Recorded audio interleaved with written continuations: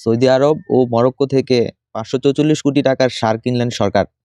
এটা একটা ভালো সংবাদ। আমাদের দেশে মানে কৃষি প্রধান দেশ। আমাদের এই কৃষি প্রধান লক্ষ্যটাকে সবসময় সরকার যদি গুরুত্ব সহকারে দেখতো, যদি কৃষিকেই প্রাধান্য দিত, তাহলে আজকে আমরা আরো স্বাবলম্বী হয়ে যেতাম।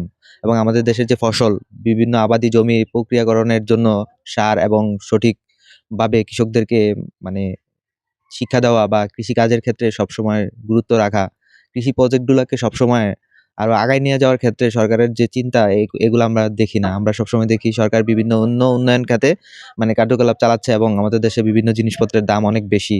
চাল, তারপরে আপনার গম বা যে শস্য মানে আমরা সবসময় খাই, স্বাভাবিকভাবে এই জিনিসপত্রগুলোর দাম বেশি থাকলে আমাদের দেশের তো মানে যারা নিম্ন আয়ের মানুষ তারা কখনোই মানে ভালো থাকতে পারবে না। ঠিক আছে? তো এই ক্ষেত্রে যে কৃষি প্রধান দেশ হিসেবে কৃষক বা কৃষির যে অগ্রযাত্রা, এই দিকটাকে যদি সরকার সবচেয়ে সবসময় গুরুত্ব দেয়, আমি মনে করি যে এটা মানে আমাদের দেশটা আরো আগায় যাবে। তো এটা একটা ভালো উদ্যোগ যে সরকার মানে সৌদি আরব ও মরক্কো থেকে ৫৪৪ কোটি টাকার সার মানে কিনে নিয়ে আসছে। ধন্যবাদ।